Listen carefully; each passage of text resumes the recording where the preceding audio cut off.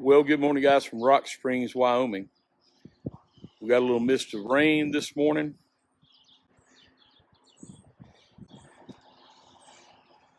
So we're trying to get all loaded up. Nick's back there loading the bike. I've got mine. We'll sit in here and chill, get a little bit of breakfast, and then hopefully get on the road a little while. But if you can see off in the distance here, that's rain right there, and it just came through here. And we are right at the very edge of that. Once it gets out of here and gets dissipated for just a minute, we are going to jog south, and we'll be out of what we know is happening right now. But today we're headed down to Bluff, Utah. We're going to go down and take the Scenic Highway 128 across the corner of Colorado to Moab, Utah. It follows the Colorado River. I've never seen it, never ridden it, but I've heard about it. It's supposed to be an awesome ride. We're going to do that.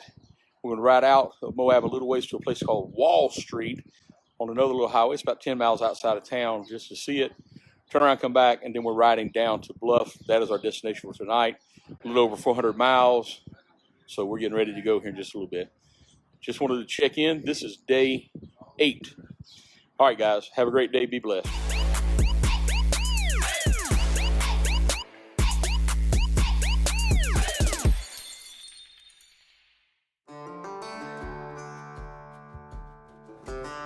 So we left out of Rock Springs early in the morning, just behind a rainstorm.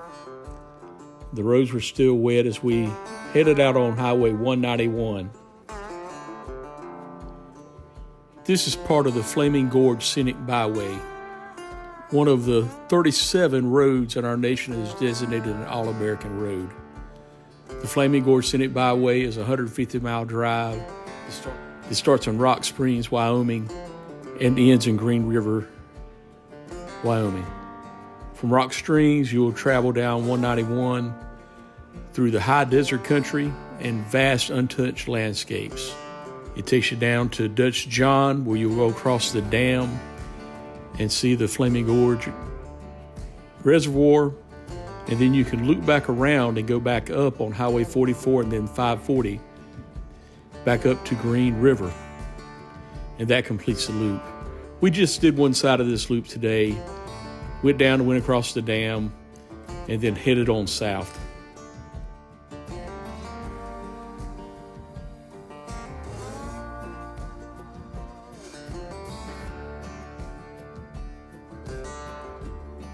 After crossing the dam, we climbed a hill and we decided to stop at the Flaming Gorge Resort to get a quick snack. This looks like it'd be a great place to stay. They have rooms here, a nice restaurant, a store of provisions. You should check it out if you're ever in the area. A few miles past Dutch John, 191 turns south and you go down a steep grade headed toward Vernal, Utah. The view there is amazing. You drive through one of the largest open mines, I think, in the nation. Just an exhilarating ride to go down through there. Once we got to Vernal, we headed toward Dinosaur and Rangeley, Colorado, and then headed south on Highway 139, which is another amazing road. We found a cool place to stop and take a couple of pictures, and then continued on our way. Highway 139 would lead us down to Interstate 70, where we rode there for a little ways until we turned off on the Scenic Byway 128. These huge natural gas tanks off to the left here look like flying saucers in the distance as we approach them.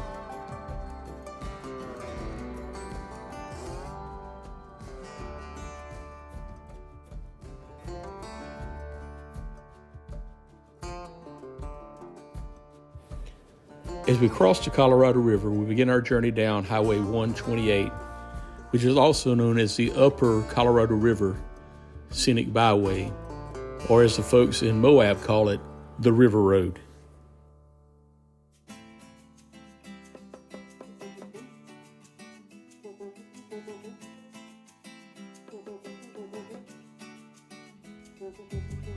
This spectacular route along the Colorado River Gorge begins at the Colorado River Bridge on the north end of Moab, just west of Cisco. This section of the River Gorge will provide you jaw-dropping scenery and take you past the 6th longest natural rock span in the United States. Utah State Route 128 is a 44.6 mile long state highway that is north of Moab. The entire length of the highway has been designated the Upper Colorado River Scenic Byway as part of Utah's Scenic Byways program. It also forms part of the Dinosaur Diamond Prehistoric Highway, a national scenic byway. Residents of Moab frequently refer to the area as the River Road, after the Colorado River, which the highway follows. This was easily the most spectacular road that we had ridden on this particular day. As we came down through this section, Nick said, "Man, it looks like we're riding through the Grand Canyon," and that's how it feels. There's also been several movies filmed here. Chevrolet filmed a commercial for the Impala on top of one of the spans here years ago, and Bon Jovi even filmed a video here. We passed Stacy and Mike as they headed the opposite direction, and she sent me this clip. It was cool to see the folks out river rafting down the Colorado River, and we continued our way on down into Moab along this beautiful, spectacular route. But man, was it hot. This is probably the hottest day we had so far as well, a little over 100 degrees. This last section here is the main reason I chose this route. I wanted to ride below this huge rock cliff that towers above the highway right along the edge of the river.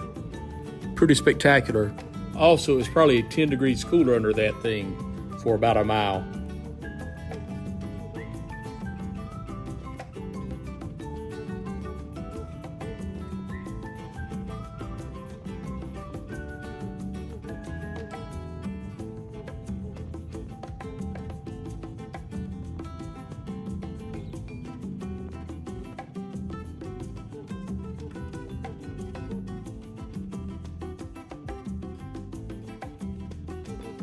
So we headed on into Moab to take a break, and once we started the bikes back up, Nick's was running really rough, like it was on one cylinder.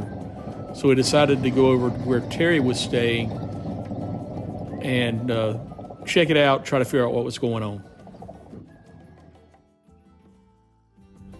Once we started the bike back up, it seemed to be running fine. Nick tried to find codes to clear out. Couldn't find anything, but the bike still felt like it didn't have good throttle response. He decided to keep going on, so we made our way down to Bluff.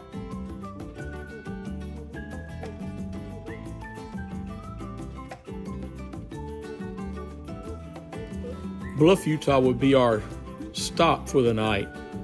We rode in right before sunset after a long, hard day of riding. Frustrating day because the issues with Nick's bike would be recurring, as you'll see as we continue on this series of videos.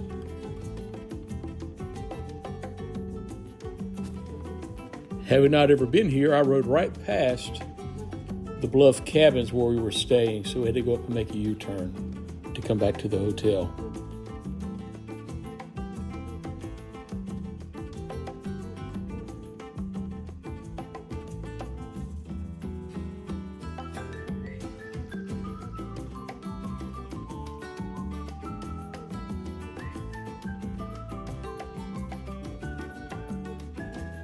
Guys, I appreciate you riding along with us today. I want you to be blessed. Get out there, live life, and make memories. We'll catch you on the next ride. Poppa-D out.